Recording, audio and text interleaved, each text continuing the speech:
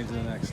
I mean, you know, I'm really getting comfortable out there, getting comfortable with just playing different environments, and I think that I see my game going to another level, which is something I've really been looking forward to. You know, I've been putting in the work on the field and on the practice field, so it's really translating to the game, and I'm really excited about that. What's the biggest area where you've gotten more comfortable from each game? I mean, I always trusted my technique, but not to its full ability. You know, I'm really just taking in the coaching that Coach Burns has been giving me, and you know, using it during the game. So that's really the biggest thing, just trusting my technique. Going back to your first game, what was kind of the welcome to college football moment for you, where you realized it was a different level? I mean, I can't really point out a specific play, but I'll really just say it was just the environment. You know, I've never played in an environment that big. I went to a big high school, played against some of the top teams in the country, but just the environment was way different. So once I got past that, you know, I just had to tell myself, you know, I've been playing this game since I was a little kid. So once I got over that, I'm rolling now. Is this going as you expected coming in as a freshman? In certain ways, yeah. You know, I feel like I've been performing pretty well these past 2 games. So I think it's been going pretty well. What's the biggest area where you're still kind of harping on yourself? I've got to get better in this regard. It would really be in practice, you know, going against the service team, you know, just competing against them like I'm going against Utah's top receiver. So. What was the general feel after this game? Last year USC lost 7 times, and it just kind of felt like the guys were kind of by the end numb. It seemed like that you guys were kind of stunned with the outcome. What was the general atmosphere in the locker room afterwards? Me personally, I'm not used to losing, so you know, it's definitely something that we need to work on. We came back in, corrected all the mistakes, and hopefully it doesn't happen again. But you know, the team as a whole, we were real upset about the loss. I mean, we put in so much work through the offseason and during practice. You know, when you go out there and lose a close game at that, you know, it just feels terrible. So, how can you tell that you guys have taken that loss and are ready to go on and take on Utah and take this victory?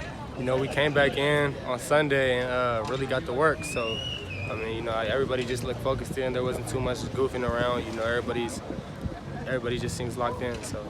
Greg Burns spends a lot of time with you guys. Was that something that happened the following day?